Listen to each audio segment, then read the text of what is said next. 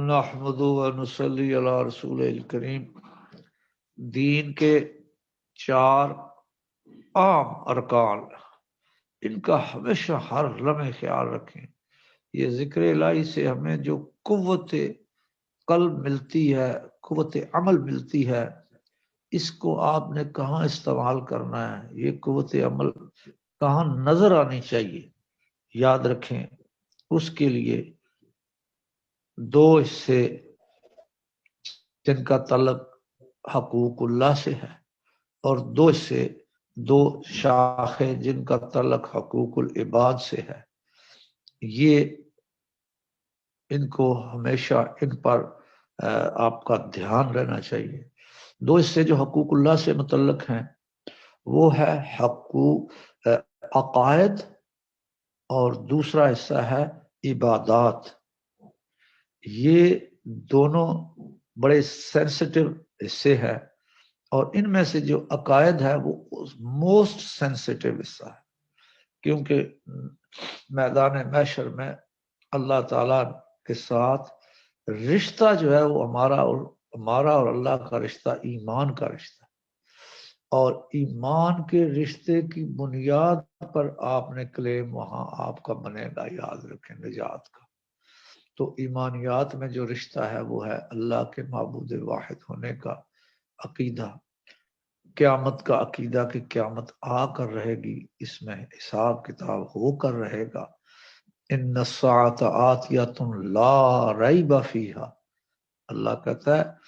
اللہ قرآن میں فرماتا ہے یہ قیامت آ کر رہے گی، لا ریب فیہا، اس میں کسی نے شک بھی کیا تو ایمان سلب ہو جاتا ہے، ایمان رہتا نہیں ہے، یاد رکھیں۔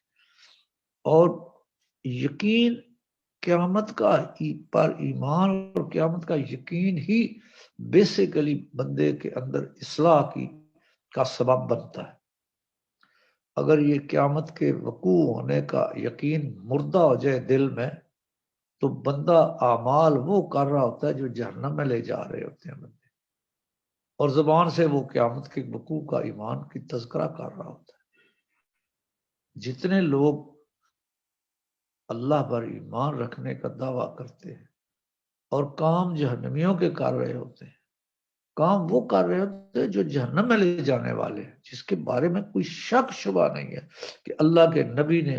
فرمایا بھئی یہ کام کرنے والا جہنمی ہے۔ پھر وہ کام،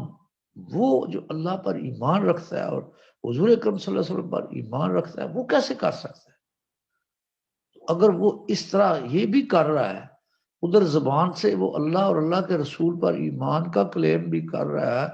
اور اعمال وہ کر رہا ہے جو حضور نے جس کو ڈیفائن فرما دیا کہ یہ اعمال کرنے والا سیدھا جہنمی ہے، تو پھر یہ دونوں کام ایٹ اے ٹائم نہیں ہو سکتے۔ اس لیے یاد رکھیں، عقائد جتنے مضبوط ہوں گے اس کا رزلٹ کیا ہوگا، اس کا رزلٹ آپ کی اپنی زندگی پر آپ خود دیکھ سکیں گے، وہ آپ کو خود پتہ چل جاتا ہے، آپ خود اس کو جج کر سکتے ہیں اس دنیا میں بیٹھ کر کہ بھئی میرا جب عقیدہ یہ ہے تو میرا عمل اس کے خلاف کیوں ہے۔ تو اس کا تجزیہ بھی مجھے اور آپ کو ہی فکر کرنا ہے، اور اپنی فکر کرنی ہے۔ یہ وہ جو قرآن میں اللہ نے فرمایا یا ایھا الذین آمنوا علیکم انفسکم، اے ایمان والو تم پر ذمہ داری ہے ایک بندے کی، اور وہ بندہ کون ہے؟ انفسکم، خود تمہارا نفس ہے، خود تمہارا وجود ہے، خود تمہاری ذات ہے۔ تو تم نے اپنی ذات کے اندر جو ایک دشمن پالا ہوا ہے جسے قوت نفس کہتے ہیں،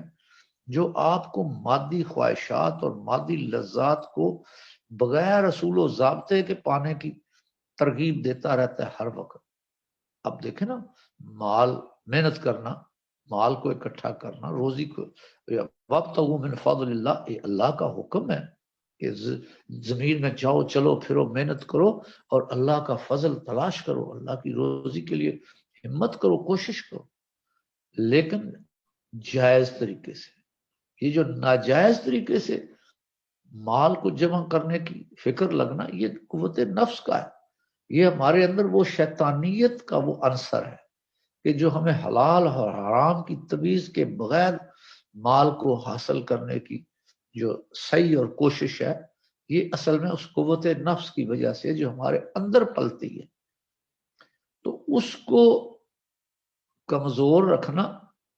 اور اس پر ایمان کو غالب رکھنا، یہ اصل میں ایک جنگ ہے، ایک سرد جنگ ہے جو مومن کی ہر لمحے چلتی رہے گی ٹل حتیٰ وہ کہ اس کو موت آ جائے۔ اس لیے اللہ نے فرمایا وَاعْبُدْ رَبَّكَ، اپنے رب کی عبادت میں لگے رہو حتیٰ یَأْتِیَکَ الیقین، حتیٰ کہ یہ تیرا یہ یقین ہے، یہ ایمان ہے، یہ غالب آ جائے اس موت کے وقت تک، یعنی یہ غلبے میں رہے اور وہ مغلوب رہے، نفس اس تیرے عقیدے کے تحت رہے۔ خواہشات نفس ہیں، وہ رہے گی جب تک کوئی زندہ ہے، اس کے اندر خواہشات نفسانیہ کا وجود ختم نہیں ہو سکتا، کیونکہ جس مادے سے اس کا وجود بنا ہے، یہ آگ، ہوا، مٹی، پانی کے جو ذرات ہیں، ان کے اندر اللہ نے خصوصیت رکھی ہے کہ یہ مادیت کی طرف ہمیں کھینچتا ہے۔ وَمَا أُبَرِّئُ نَفْسِي إِنَّ النَّفْسَ لَأَمَّارَةٌ بِالسُّوءِ، اللہ فرماتا ہے کہ نفس امارہ کا کام ہی برائی کی طرف تمہیں لے جانا ہے، وائلیشن کی طرف، جائز و ناجائز کے حصول کا جو جذبہ ہے، اس کی طرف ہی ہمیں وہ ہمیشہ کھینچ کے لے جاتا ہے۔ تو وہ اس طرف نہ جانے دو اپنے نفس کو، اور اس کو قابو کر کے رکھو، اور اس کے اوپر غالب رہے تمہارا یہ ایمان اور یقین کی کیفیات۔ جب یہ غالب رہے گا تو پھر نفس کی اتنی گنجائش ہے، اس کو کوئی پھر وہ برا نہیں ہے۔ حق حلال کے لیے خواہشات نفسانی کو اجازت میں رکھنا، اس کی تکمیل کرانا، یہ درست ہے، لیکن حلال اور حرام کی حدود سے اس کو کراس نہ کرنے دینا، یہ آپ کے اوپر، میرے اوپر اللہ پاک نے چھوڑا ہے کہ یہ تو محنت کر اس اور خود اس کو قابو کر کے رکھ۔ اب ظاہر ہے ایک شخص کو بھوک تو لگے گی، اب اس بھوک کو مٹانے کے لیے اسے غذا تو چاہیے، لیکن وہ غذا وہ حاصل کرے جو اللہ پاک نے حلال بھی ہو اور طیب بھی ہو۔ یہ نہیں کہ بھئی اس میں جو بھی حلال حرام ملے اسے چپ کر کے کھا جائے، نہ، یہ نہیں۔ تو اس طرح یہ قوت نفسانی، خواہشات نفسانیہ کو قابو میں رکھنا یہ تبھی ممکن ہے جب وہ یقین آپ کے، وہ پاور آپ کے اندر، وہ طاقت غالب ہوگی جب تک۔ تو یقین اور ایمان جسے آپ کہتے ہیں، یہ اصل میں وہ فورس ہے، وہ نور ہے جو قلب میں پایا جاتا ہے۔ انزل السکینۃ فی قلوب المؤمنین، وہ مومنوں کے قلب میں نازل ہوتا ہے سکینہ اور رحمت، فی قلوب لیزدادوا ایمانا مع ایمانہم، تاکہ اس کے ایمان میں اور ایمان کا اضافہ ہو۔ تو ایمان قلب میں پایا جاتا ہے، اور یہ اس نور کا نام، یہ ذکر الہی، ہم اس ایمان کے نور کو اور انہانسمنٹ اس کی کے لیے، اس کی اضافے کے لیے ہم محنت کرتے ہیں کہ اللہ سے ہمارا دل کا رشتہ جڑے، اللہ سے وہ نور اس قلب پر وہ مترشح ہو، وہ ریفلیکٹ ہو، اور یہ نور دل کو اور روشن کرے، اس میں اور وہ نور پیدا ہو، اس کے اندر نور پیدا ہوگا، وہ یقین کی کیفیات پیدا ہوگی، وہ آخرت کا یقین پیدا ہوگا، آخرت کا یقین پیدا ہوگا تو آخرت سے بچنے کی صحیح و کوشش کریں کہ ربنا اذ انت قاد والمنادی جبرائیل، اللہ مجھے اس لمحے سے بچا جب تو قاضی ہوگا، فیصلے، مالک یوم الدین اللہ ہے، فیصلے کے دن کا مالک، the day of the judgment، only judge اللہ ہوگا۔ اب جب اللہ ہی نے فیصلے کرنے ہیں تو آج ہم اللہ سے وہ تعلق اور وہ دوستی بڑھا لے، کل اللہ ہی کے سامنے پیش ہونے، تو ہمیں جانتا ہو، ہمیں وہ ہماری ان آہوں سے بھی واقف ہو جو آج ہم اس کے سامنے آوازاری کریں گے، تو یہ آوازاری بڑی کام کی ہوگی، پھر اس کو وہ بڑی پیاری ہے، وہ یہ آوازاری جو اس دنیا میں اس نے، وہاں تو ہر کوئی اس کی آوازاری کرے گا، ہر کوئی کہے گا یا اللہ چھوڑ دے مجھے، تو وہاں تو وہ تو آوازاری کی کوئی قیمت نہیں ہے۔ یاد رکھے مرنے کے بعد جو ہی ادھر سے بندے کی زندگی ختم ہوئی، فوراً اسی لمحے اس کا عمل ختم ہو گیا. اب وہ عمل کرنا چاہے، قرآن میں موجود ہے نا، کہے گا یا اللہ مجھے لٹا دے واپس، ایک دفعہ تھوڑا سا واپس لٹا دے، لعلی اعمل صالحا، تاکہ ہم اب واپس جا کر وہی کریں گے جو تجھے بہت پسند ہے، جو اعمال صالح ہوں گے وہی کریں گے. تو لیکن اس وقت تو پھر اجازت نہیں ہوگی واپس جانے، پھر تو خواہش کرے گا بندہ کہ مجھے واپس دنیا میں اللہ لٹا، لیکن اللہ کہے گا نہیں، اب اعمال نامہ بند ہو گیا. اس لیے یاد رکھیں برزخ میں جا کر جس جگہ آپ ترقی، منازل سلوک میں بھی یاد رکھیں یہ مسئلہ، کہ جو منازل سلوک آپ اس دنیا میں اعمال صالحہ کے سبب، ذکر الہی کے سبب، توجہ اللہ کی اس کرم اور احسانات، شیخ کی توجہ کے ساتھ جو منازل روح یہاں حاصل کر لے گی، یہ منازل اس کے یہی رہیں گے برزخ میں. ہاں آگے کوئی اللہ ہی چاہے تو اور بات ہے کہ وہاں انکریز کر دے، لیکن اعمال، چونکہ اعمال کی بیس پر یہ منازل ہوتے ہیں، یہ ان کے پیچھے یہ دنیا کہ آپ کی یہ وہ جو مزرعۃ الآخرہ اللہ نے فرمایا تھا کہ یہ دنیا کھیتی ہے مومن کے لیے آخرت کی، کہ دنیا میں اس نے اس میں آبیاری کی ہے اس کھیتی کی، اس کو وہ کو پانی شانی دیا، اس پر محنت کی ہے، تو یہ اس کو اس کا رزلٹ، اس کا ثمرہ، اس کا پھل اس کو وہاں ملے گا. تو وہ پھل چونکہ وہاں جا کے بند ہو جاتی ہے، محنت بند ہو جاتی ہے، اس لیے آگے ترقی اللہ تعالیٰ چاہے تو سب کر سکتا ہے، لیکن اصول ضابطہ یہی ہے کہ جو مثلا اگر کسی بندے کے مراقبات ثلاثہ تھے اس دنیا میں اور فوت ہو گیا، تو اس کے آگے برزخ میں اس کا وہی، اس کی روح کا مقام وہی رہے گا، اس سے آگے نہیں پڑے گا، اللہ کہ کوئی اللہ اور کسی کوئی اپنے کرم سے اپنے، وہ تو قادر ہے نا ہر چیز پر، وہ تو واللہ یضاعف لمن یشاء، اللہ کہتا ہے نا کہ اصول ضابطہ اگر 10 گنا کا اس نے وعدہ کیا تو ساتھ اللہ نے یہ بھی کہہ دیا کہ میں چاہوں تو ملٹی پلائی کر کے بھی تمہیں اجر دے سکتا ہوں، واللہ یضاعف، چاہوں جس کے لیے اس کی پرسنٹیج اور بڑھا دوں، وہ اللہ کی تو اپنی مرضی اور منشا ہے. تو بہرحال مختصر کہانی یہ کہ یہ ایک عقائد ہے، اس کے لیے بات عبادات ہے. اللہ کی عبادت میں کیا ہے؟ 5 وقت کی نماز فرض ہے، اس کے لیے جان بھی جائے جاتی رہے، نماز آپ کی نہ جائے، اس کے لیے آپ نے بڑی کوشش رکھنی ہے ذہن میں، کبھی بھی کسی صورت میں نماز کو ہاتھ سے نہ جانے دے، حالات جیسے بھی ہوں. یہ ہمیں، اور یہ اتنی آسان بات ہے، جیسے مجھے کل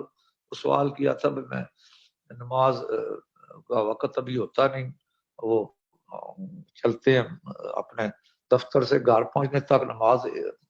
مغرب کا وقت ختم ہو جاتا ہے، تو میں نے بتایا آپ وضو کر کے رکھیں اور سواری میں بیٹھیں اور اللہ للہ المشرق والمغرب، اللہ کو کہا کہ اللہ اکبر کر کے آپ سیٹ پر بیٹھے بیٹھے نماز پڑھ لیں. تو اللہ نے تو آسانی رکھی، تو آپ نماز کو وہ کہتے ہیں نا there is a will there is a way، اللہ نے تو ہمیں اس لیے یہ رکھا کہ تو نیت کر، ارادہ کر، راستہ میں تمہارے لیے آسان بھی کر دوں گا، مشکل کام نہیں. تو اسی طرح نماز نہ جائے، فرض نہ جائے، پھر اس کے بعد زکوٰۃ ہے، اس کا بھی خیال رکھا کرے، پھر اس کے بعد حج ہے، یہ جس پر فرض ہے، جس پر فرض واجب ہو، حج کی فریضہ اس پر ہے جس کے پاس آنے جانے کا خرچہ ہو، اور پیچھے اگر اس کے کوئی زیر کفالت ہوں تو ان کا خرچہ بھی اس کے پاس موجود ہو. وہ جس پر حج فرض ہے وہ مالی عبادت ہے، اس میں ساتھ چکے، وہ جب جس پر وہ بنتی ہے وہ اس پر فرض ہے، جس پر جو نہیں بنتی اس پر اللہ نے فرض بھی نہیں رکھی. تو یہ جو عبادات ہیں یہ ساری جتنی، ان کو بھی اپنا مستقل اس پر نظر رکھنا، جو فرائض عبادات ہیں انہیں ہر حال میں کرنا، قرب الہی کے لیے نوافل عبادات کو اختیار کرنا، جیسے تہجد ہے، نماز اوابین ہے، یہ یا تسبیحات ہے، یہ قرب، یہ ذکر الہی، یہ صبح و شام 2 وقت، کم از کم 2 وقت اللہ کا ذکر ہر صبح میں، دن میں بھی رات میں بھی. اسی لیے صبح کا مطلب ہے جب دن ہو جاتا ہے تو وہ دن کی ہو گیا، رات کا مطلب وہ رات کا ہو گیا، تو صبح شام اللہ کا ذکر بھی. اسی طرح آگے یہ جو 2 ہیں جو بندوں کے ساتھ ہے وہ ہے معاملات، اور چوتھا رکن جو ہے وہ ہے اخلاقیات.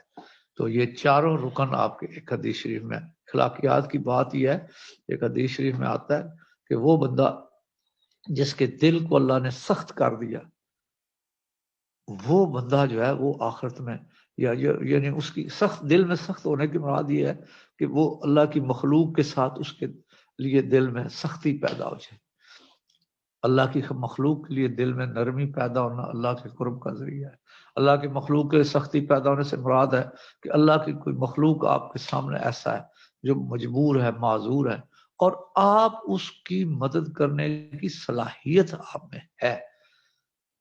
تو اگر آپ مدد کر سکتے ہیں اس کی مدد کریں، اگر مدد نہیں کر سکتے تو اس کی ہمدردی تو کر سکتے ہیں.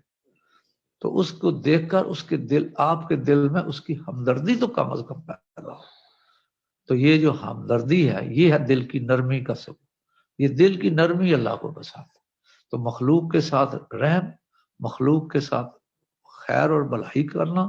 یہ اللہ نے اسی طرح ایکول ٹھہرایا عبادات کے. جس طرح عقیدہ اور عبادت حقوق اللہ میں آتی ہے، اسی طرح حقوق العباد انسانوں کا انسانوں سے جو ریلیشن شپ ہے اس میں ایک تو ڈیلنگز ہے، معاملات، تجارت کی ڈیلنگ ہے، ہمسایہ ہونا ہے، ماں باپ کا رشتہ ہے، بہن بھائیوں کا رشتہ ہے، اور دوسرے خاندان کا رشتہ ہے، اسی طرح خاوند بیوی کا رشتہ ہے، بچوں کا ماں باپ کے ساتھ رشتہ ہے، آپ کا اپنے اولاد کے ساتھ رشتہ ہے. یہ سارے رشتے جو ہے،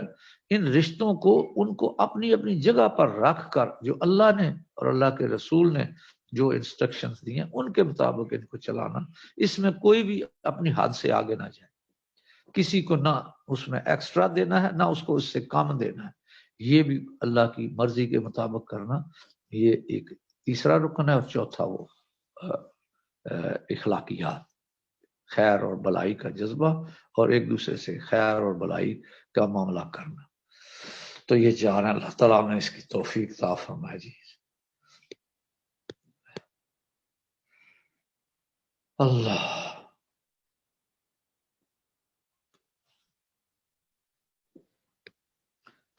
جی.